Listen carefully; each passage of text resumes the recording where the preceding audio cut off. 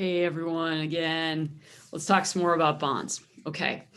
The next thing that chapter 12 talks about in our college accounting is it talks a little bit about converting bonds, okay, or purchasing our bonds back. Okay.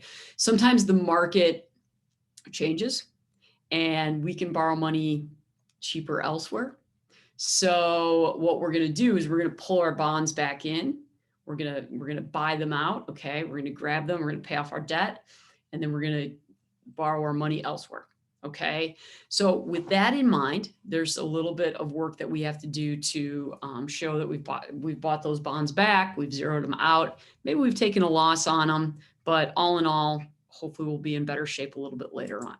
Okay. So again, I'm going to share my screen with you guys and take a look at what it means to retire a bond. Okay. Most bonds are term bonds. Depends. I mean, it depends, I guess. Usually a bond is something that you just issue a ton at once. Okay. Sometimes they're serial, so they come due every now and then on a rotation, but it just depends. Okay, so what we're going to take a look at in this part of the chapter is basically a little bit about some call options.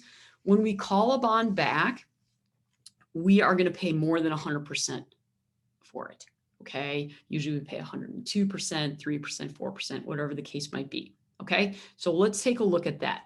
Let me go ahead and grab the textbook here, and let's take a look at what is happening in application number 3. Okay, so in application number 3, we've got a situation where we are redeeming a $900,000 bond issue, and we're going to pay 104% for it. Now, originally, we didn't sell it at $900,000. We sold it at $889, or the carrying value, I should say, right now is $889. So we're going to buy it back, even though the carrying value is less than 100%. We're going to buy it back at 104%. Okay, so let's take a look at how that looks. All right, when we go ahead and do that, here is our April 1st transaction. Okay, we are going to go ahead and put in the original value or face value, I should say, of the bond. Okay, and what is the redemption amount? Well, I've put some calculations down here to help you guys out a little bit. Okay, the redemption amount is going to be par value of the bond, which is the 900,000. Par value and face value are the same thing, and we're going to multiply that by 104%. Okay, so we are going to pay $936 for it. And what is the loss that we're taking on that? Well, it was sold at a discount, all right, because the carrying value is less than $900,000. So some of that is going to be the discount, the difference between these two numbers, and some of it's going to be a loss. All right, so what is what? Well, let's use this calculation here. We're going to take the redemption amount of $936,000 and subtract the carrying value, which is given in the book. Okay, so that gives us a debit of $47,000 of a loss. And then by calculating debits equaling credit, by figuring out a way for debits to equal credits, we can figure out that the discount that was still remaining on the carrying value was 11 grand. Okay, so a little bit of a scavenger hunt. All right, fill in what you know. For example, I know that the bonds were $900,000. Okay, that's what I'm going to take off my books. I know that 104% of that is going to be what I receive in cash, or what I pay in cash to get them back. All right, I'm going to have to pay a little bit more. So here is my loss. And you might say, why would I do this if I'm losing $47,000? Well, market has changed, and we can take our get our loan elsewhere for cheaper. Okay. All right. Number 2, on June 1st, let's take a look at that one in the book as well. Oh, wrong window there. Okay. On June 1st, this is a real easy one. We're retiring a bond issuance at face value. Boom. Why couldn't they all be like this? Okay. We owe 300,000 on it. We're going to buy it back for 300,000, break even. All right. So that's a fantastic situation. We'll take a look at how it looks. As you can see right here on June 1st, we pay 300,000 for something that cost us 300,000. Okay, so we're getting rid of that liability. Finally, in this section, we're going to take a look at what happens when we redeem a bond that had a carrying value of above its issuance. Okay, so we sold it at a premium. We made some good cash on this. All right, we sold something that we got 821,000 basically dollars for something that was only worth 800,000 to us. Okay, so in order to get this bought back, we're going to pay more than 100% of $800,000 to get it back. And we'll see if there's any loss on that. Okay, so even though we've got this difference of 21,000, we still are buying it back at over 100%, 106%. So we're still going to lose a little money. Okay. So again, I got some calculations down here for you. The par value of the bond issue times the call option, 106%, means that for an $800,000 bond, we are going to have to buy it back for $848,000. Okay, so a little pricey. Okay, no big deal. Just 48,000 extra bucks. Okay, now what of this $48,000 is a loss? And what of it was part of the premium that we originally sold it for? Well, let's take a look down here. Take your redemption amount, which is the 848, and subtract out the carrying value, which is given in the book, 821. That's going to tell us that the amount of loss is simply 27 grand because we had a $21,000 premium on it. Okay. So these green numbers here are the amount that we originally made or lost on the bond issuance. And then the numbers below, the loss here and the loss here, is the additional amount that we lost because we had to purchase it back at over 100%. Okay. Again, this is a little complex, okay? And it's something that if you totally are digging this and really get this, finance is an area you may want to go into, okay? Final thing this chapter talks about, and we don't have to cover this at the high school level, but it's super fun to talk about. So I'm going to talk about it real quick. Application 12-4, okay? I'm going to go ahead and pull the textbook into your screen here. And, I encourage you always to read the book. It's pretty, it's pretty well laid out. But the textbook at the end of the chapter talks a little bit about what happens when we are investing in bonds ourselves. Okay. And there's a bunch of reasons for us to invest in bonds. Some of you guys may end up be invested in bonds by accident, just through one of your mutual funds or through one of your retirement plans.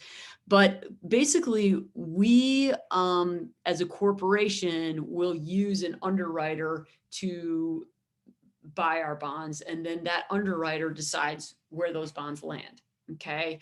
And so this is kind of near and dear to my heart. My husband used to work for Merrill Lynch. And when he did that, he did trade bonds. Okay. And that could be a niche that you have. There's different certifications for trading different securities. And a bond trader is a certification that you can get. So anyways, you might be, investors might want to put your bond into their institutional plan and purchase it for their retirement plan for their clients or something. If you work for a financial institution like that, you will be dealing with bonds.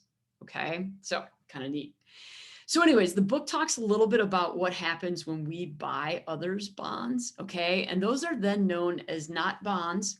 They're known as investment securities. Okay, so when we buy an investment security, we're going to put it on the books as its face value.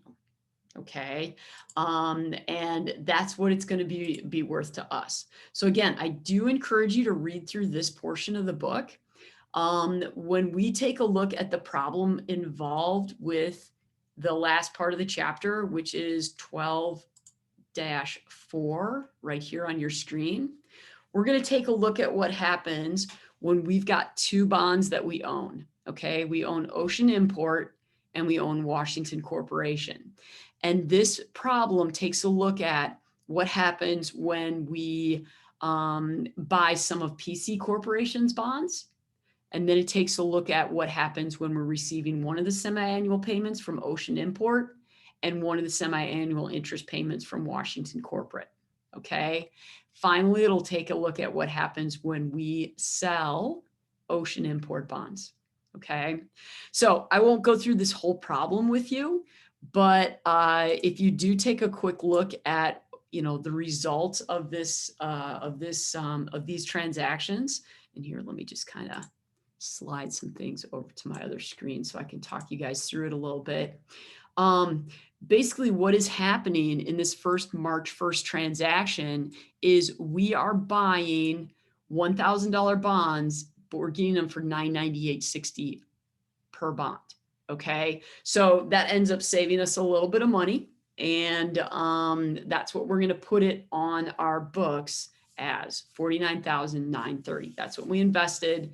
That's the cash that we had to pay to get the money or get the bonds. March 1st also says that we received our semi-annual interest payment from Ocean City. Now, Ocean City, or Ocean Imports, I should say, was that $100,000 bond.